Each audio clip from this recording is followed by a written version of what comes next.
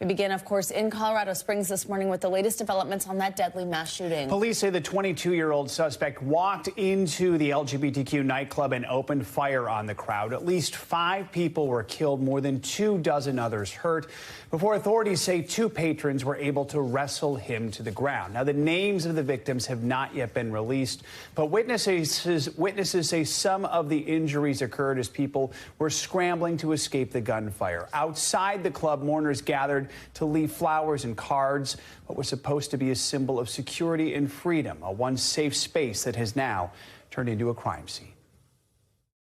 Yeah, we can rebuild. Yeah, people can donate time, money, and stuff, whatever, support, or I'm here for you, cute.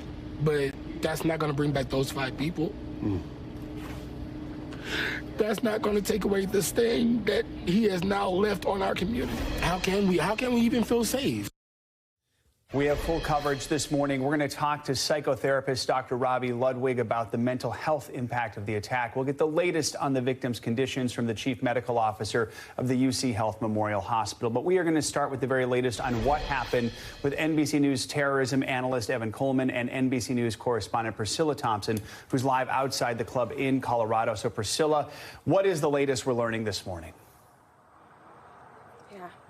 Well, Joe, good morning. The memorial behind me is continuing to grow as people in this community work to make sense of those 5 people who were killed and 25 injured. What we know at this point is that the suspected shooter is in custody. He is hospitalized. He was also injured here, but police say that they are working to talk to him and try to understand why exactly this happened. They're also obtaining search warrants to search his home, to look at his social media accounts, and also talking to his family and friends to try to better understand the motive. Obviously, a lot of people here concerned and calling this a hate crime, something that police are also investigating to see, did he show that he had targeted hate for the LGBTQ plus community. And I've been speaking to people as they have been coming to this memorial, some of them just becoming overwhelmed with emotion, falling to their knees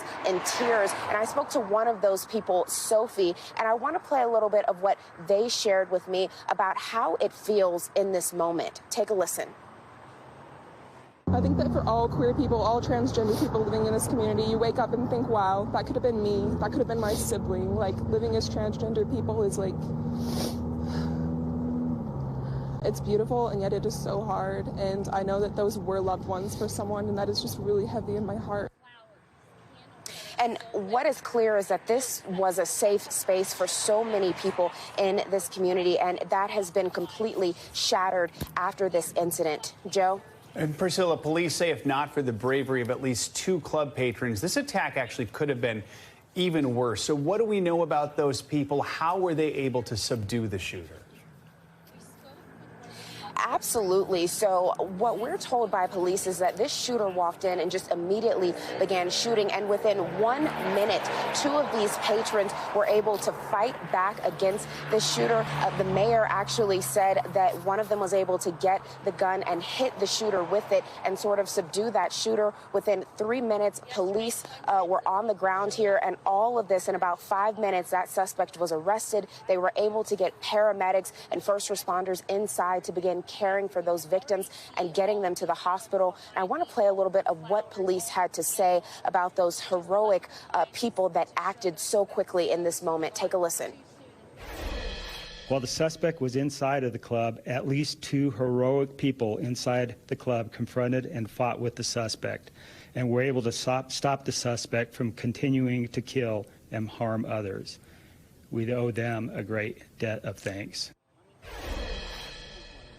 And we don't know yet who those heroic people are, but folks that we've spoken to, including a bartender inside as this unfolded, very grateful, saying that those people likely saved his life. Joe?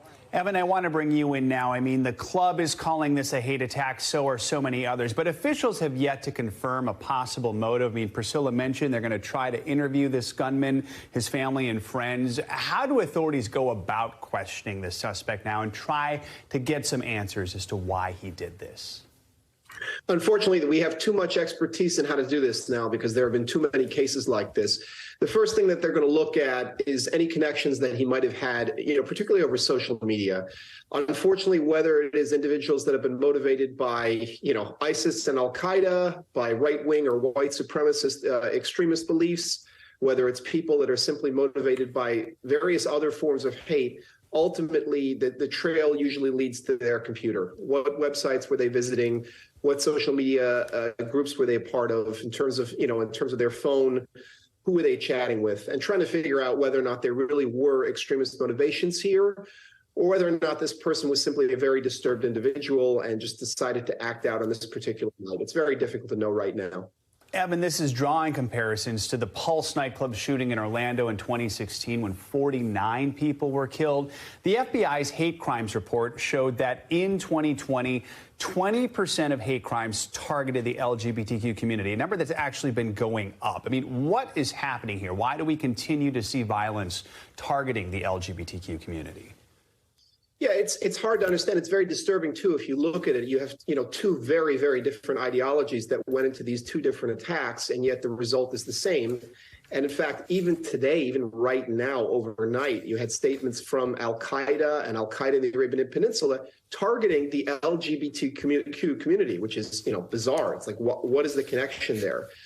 For whatever reason, these various different extremist groups across the different, the different spectrum, they've decided that this is an issue that they can latch onto.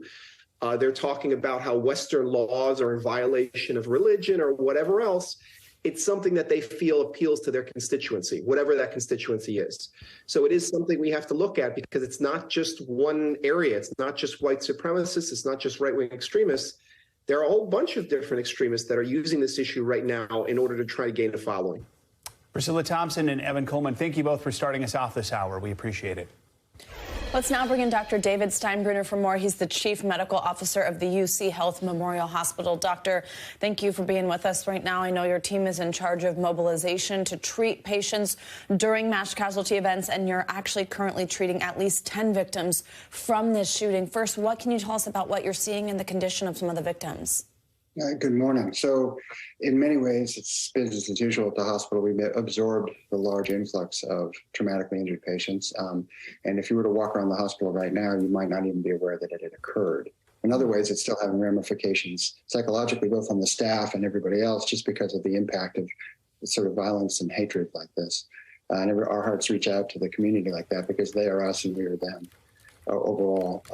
The patients actually are rallying quite well. We have a very professional trauma team, and they're able to take care of pretty severe traumatic injuries, no matter how bad they are, on an ongoing basis. And if you remember, trauma doesn't just happen at the moment. It goes on for weeks and months as people try to recover. Absolutely. And I know that you unfortunately know this well. It's not the first time you've dealt with shooting victims. Two questions here on your staff. Just sort of how are they trained to respond in situations like these? And then you mentioned the psychological ramifications here for them. What is this process like for them? So the staff sort of train this way all the time. We do simulations all the time for traumatically injured patients that may be complex to get all the different parts moving. And if you think about it, because we're a very busy level 1 trauma center here in Colorado, we actually do this on a fairly regular basis where we'll get multiple casualties at the same time, depending on the accident or the injuries. And we've even dealt with multiple gunshot wounds or other traumatic injuries at the same time. The psychology of this is, for the most part, as a team trains and does a good job being able to save people, it's very uplifting to know that all that training was put to good use and you were able to be successful. So that gives you support and the support of your team. The difficult part is thinking about the implications of what this means for our community and those around us. And probably many people in our hospital have been touched by this personally because they know people who have been at that club or related to people who have been at that club. Absolutely. We're going to dig a little bit more into that conversation here on set in just a moment. But, Doctor, before I let you go, I do just want to ask you, unfortunately, sadly, these shooting events are becoming so common in our country. How can hospitals and medical professionals best prepare for an emergency like this? You pretty much have to train all the time as though it could happen in your community at that time. And so you have to both work with law enforcement, you have to work with paramedics and EMTs and fire department, and just think about all the moving parts in the hospital and around the different systems in the hospital and make sure you can absorb a large number of patients in a very short period of time. We also work with other hospital systems to make sure that we sort of spread it around the city so not any one system is overwhelmed. Dr. David Steiner, thank you so much for your time this morning, and we're thinking about your community and your staff. Thank you very much. You're welcome. President Biden joined people around the country in mourning the victims of the attack and called for action on gun violence. Consoler-in-chief is a role the president knows well. Shortly after the shooting, he released a statement saying, in part, places that are supposed to be safe spaces of acceptance and celebration should never be turned into places of terror and violence. Yet it happens far too often. We must drive out the inequities that contribute to violence against LGBTQI+ people. We cannot and must not tolerate hate. The president also pointed to his signing of legislation aimed at preventing gun violence earlier this year, but said more must be done and urged a ban on assault weapons. Dr. Robbie Ludwig is here with us on set now to discuss the impact this is having on the LGBT community. She's a psychotherapist as well as an award-winning reporter. Doctor, good morning. Thanks so much for being here to have this tough conversation. So members of the LGBTQ community in Colorado Springs are speaking out following the shooting, talking about what this is like for them. First, let's listen to some of that, and we'll talk on the other side. This is not an easy day. This is a lot to just wake up to as a transgender person living in Colorado Springs. This is a hard city to live in already, so waking up to something this in your face is just a reminder of the hate that we live with in this city every day and the love that we need to fight it with. Let's talk about what an event like this does to shatter a sort of sense of security, a sense of safety. What we're sort of hearing there, too, is in a city where maybe somebody already doesn't feel that protected or that safe, what does a safe space like something like this Club Q, mean to a community? Well, everyone should feel safe in their community, and especially with the LGBTQ community, they are at a higher risk of being victimized by violence. And when these mass shootings happen, they're at an increased rate of depression, anxiety, in the younger population, even suicidality. And the community safety is compromised during these times. And it's devastating, and it's even more far-reaching. So it's not just based on proximity. They've done a lot of studies to show because of television and the globalization of media, people who are watching this feel afraid for themselves, as they should, and might not even want to go out. So we have a real problem here because there is a social contagion component to some of these crimes. We don't know the motive yet, but we do know we have seen an increase in recent years in anti-LGBTQ laws and legislation being introduced. We've seen this rise in hate crimes against the queer community. I saw an article on NBCNews.com in the wake of this where people who live in the community are simply saying they were feeling a little bit scared to go out because of all the tensions. What's the mental health impact of all of that, especially in the wake of the shooting? But even before that, a lot of people were feeling this uneasiness.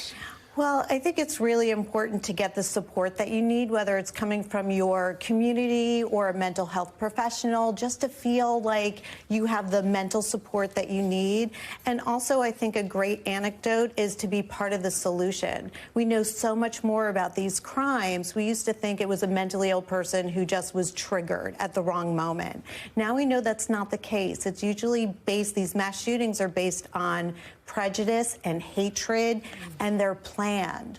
So to do a behavioral risk assessment has been highly effective in terms of reducing these kinds of crimes, and to work also with the NRA in terms of finding some type of mutual solution for both. Nobody wants to see these crimes happen. Let's talk about some coping mechanisms here. Maybe if you are part of the LGBTQ community anywhere in the country and this is triggering feelings of fear or anxiety, what are some ways to cope with that? Well, I think, first of all, to talk about it and figure out ways that you can feel safe. What can you do to protect yourself? What does that look like? If it means avoiding certain spaces, maybe do that for a period of time. And also really be a part of a community of action. So if you're part of the solution, you don't feel as powerless. And I think that's what a lot of people in the community are trying to do in order to feel safer and more empowered. All right, Dr. Robbie Ludwig, thank you so much for joining us this morning. Thank you. Appreciate it. We do want to talk about the weather this morning with a busy travel week ahead. In the Northeast, millions of people are digging out after that record-breaking snowstorm. Yes, snowfall in Buffalo, New York reached historic highs over the weekend, setting a new record with more than 16 inches in just 24 hours on Saturday. NBC News correspondent Marissa Parra joins us now from Orchard Park near Buffalo with the latest, where I think they're still digging out. Marissa, good morning. What is the situation like there, and how does this compare to past snowstorms in an area that knows snow pretty well? Yeah. Right. I mean, Buffalo's no stranger to snow, but even people like Governor Hochul had said, okay, yeah, we're used to snow, but this is definitely one to still tell the grandkids about. So real quick, I just want to set the scene for where we are. You can see a giant mound, a giant mountain of snow behind me, probably a mixture of snow from surrounding streets in addition to maybe a little bit from the stadium where the Bills are normally supposed to play. It's about a mile away. They've been working all through the night, taking a much-deserved break right now, but they have been working around the clock to clear those streets while people are asleep. And you mentioned how this compares to past snowstorms. I mean, Buffalo still remembers 2014. That was also a massive snowstorm that caused a lot of damage. And unfortunately, roughly a dozen people died from that one. So a big part of the messaging for this snowstorm was to not have a repeat of that one. And so they were really, really strict about the travel bans to prevent people from being on the road, which not everybody followed, and travel advisories to try to keep people as safe as possible. But the one thing that they cannot really have any control over is those roof collapses, and that is something that we did see in 2014. Now, Marissa, 11 counties are still in a state of emergency this morning. What kind of impact has the storm had on people? What's being done to help? Right. So when we talk about the impact on people, we've spoken to so many. I mean, one of the most obvious ones being the people that were stranded. We just saw cars abandoned for miles. We're talking about people who were on their way back from vacation in Niagara Falls, people who were trying to get ahead of Thanksgiving travel, perhaps, and then even people who might have been around the area, truckers who were trying to offload deliveries. I want to give you guys a sense of just how bad this got for people. When they got stranded, they had to head to warming shelters. Take a listen to one guy we spoke to who was quite literally woken up the next morning after zero visibility. He was trying to push the car. He woke up the next morning being carried by first responders to a warming shelter. I've been here almost 24 hours and it's frustrating. I can't get anywhere. Even get my car on, I'm buried. We're literally stuck in our cars, just running off of gas cans. Not even like all the gas stations are closed. Nobody can make it to work. So we literally we were knocking on people's house doors and we got gas and food. So obviously a scary situation for a lot of people as they were trying to stay warm, trying to figure out where they were going to hunker down and weather out this storm if they don't in fact live here. But then the other factor here is you got to imagine all the businesses. I could probably count the businesses that were open in the area on one hand, if that, on Friday and Saturday. They couldn't even get their doors open, let alone get into their businesses. So when we talk about the cost of all of this, that is certainly a factor. And then, of course, we're hoping, we only saw one roof collapse reported so far. We're hoping that number doesn't climb in the coming days. No kidding. All right, Marissa, thank you so much for your reporting. Appreciate it. Thank you. Stay warm. And now let's get more info on this record-breaking snowstorm. Yeah, meteorologist Michelle Grossman joins us with that and more. Hey, Michelle. Hey there, guys. Great to see you. Happy Monday. And yeah, we saw 80 inches of snow in Orchard Park, New York. That is unbelievable. Over 6.5 feet of snow. The good news is it's quiet today. We're seeing those Great Lakes kind of wind down in terms of any snowfall. We're going to see some gusty winds, so it's going to blow around the snow, but we're not really going to see that snow falling.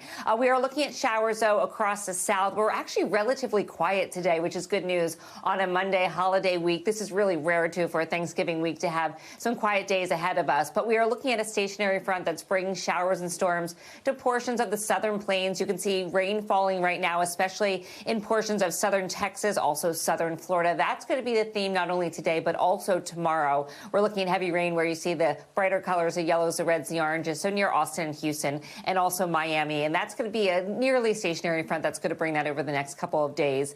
So scattered rain from Texas to southern Florida. And then as we go throughout Tuesday, we're going to see pockets of rain rain continuing in Florida, rainfall rates of 1 to 2 inches per hour. And we're going to see that sort of lift further to the north and in northern and central Florida. And the heaviest rain is going to fall on the eastern portions of the coast of Florida. So you can see near Melbourne some brighter colors there, especially the reds. We're going to see over 2 inches of rain in some spots. But you see some yellows and oranges, too, from North Florida down to central into portions of southern Florida. So we have the clouds in place. We have some rain falling. We also have some cooler air. So it's a chilly start in the southern plains also. That's really where most of the activity is on this Monday. But it's chilly, too, in Boston, 41 degrees. That's 8 degrees or 9 degrees below normal. 48 degrees in San Antonio, New Orleans, 60 degrees. Tomorrow we'll keep it chilly before we start to moderate these temperatures. So 59 in Corpus Christi, 16 degrees below average tomorrow, 59 in Houston, 64 in Albany, Georgia, and 57 in Charlotte. So as we look towards the week ahead, we're looking at abundant sunshine. That's good news, you guys. We have high pressure in place for most of us. So we're looking at dry conditions, although chilly. And the soggy conditions are really in the southern plains along the Gulf Coast. Back to you. All right. Thank you, Michelle. Appreciate it. Thanks. Sure. Now to Washington and the appointment of a special counsel to oversee the federal investigations into former President Donald Trump. Yeah, Attorney General Merrick Garland named Jack Smith as the special counsel to lead the probes into Trump's role on January 6th, along with the former president's handling of classified documents at his Mar-a-Lago residence. Smith most recently served as the chief prosecutor at The Hague, investigating war crimes in Kosovo. Let's bring in NBC News Justice and Intelligence correspondent Ken Delanian for more on this. Hey, Ken, good to see you. So before we jump in, let's listen to part of Garland's announcement that just happened Friday. I strongly believe that the normal processes of this department can handle all investigations with integrity. And I also believe that appointing a special counsel at this time is the right thing to do. The extraordinary circumstances presented here demand it. Let's talk about what these extraordinary circumstances are here. Ken, what is Garland referring to there? What does this appointment mean for both investigations going forward? Good morning, Savannah. Well, Garland was pretty explicit about what he thought the extraordinary circumstances were. He referred to them in his remarks. He said that, one, that Donald Trump has announced his candidacy for presidency, and two, that the current occupant of the White House, Joe Biden, has expressed his intention to run. And so Garland believes that puts the Justice Department in an untenable position. It creates the appearance of a conflict of interest. He didn't say there was an actual conflict. He said he believes that the department is capable of carrying out these investigations independently and with integrity, but he thought it was better for the country to appoint this special counsel. And what it means for these investigations really remains to be seen, because they are pretty far down the track, much farther than, say, the Trump-Russia investigation was when Robert Mueller was appointed special counsel. Mueller hired his own people, created a team. In this case, it appears that Jack Smith will inherit a team and an investigation and may really only be making charging decisions rather than overseeing the investigation, which has already gone pretty far. It is pretty far gone down the road. But we'll have to see. It could. Special counsels tend to occupy the space that's created, and they tend to take longer than a typical prosecutor. So Ken, what else do we know about Jack Smith and the experience that he brings to these investigations? Well, Joe, Jack Smith obviously is not a household name. He's certainly not a Robert Mueller, but he is well known within legal circles. He headed the Justice Department's Public Integrity Section, which is its anti-corruption unit. So he's very familiar with cases involving politicians, money in politics, alleged corruption. He began his career as a line prosecutor in New York City. As you mentioned, his most recent job was investigating war crimes in The Hague, war crimes in Kosovo. He's a man with a reputation as a dogged and aggressive prosecutor, but straight down the middle. And in fact, Justice Department officials made a point of telling reporters that he is a registered independent. Ken, what's the reaction to this appointment been from Donald Trump himself, and what do you see happening next year? Well, Savannah, not surprisingly, Trump has already labeled Smith as an anti-Trumper without any evidence, and he's said that this whole investigation is political and biased, and he's not going to participate. But Trump was never going to be swayed by this. The Justice Department knew that. This decision was made for the sort of the vast middle of the country that's not really paying attention. And what comes next is, particularly with the Mar-a-Lago case, it really looks like they are building a trial team. They brought in some prosecutors with trial experience. We could see charging decisions in that case very soon. In the January 6th investigation into the attempts to overturn the election, that one's more of a wild card. It could take much longer, guys. All right, Ken Delanian, thank you so much. Thanks for watching our YouTube channel. Follow today's top stories and breaking news by downloading the NBC News app.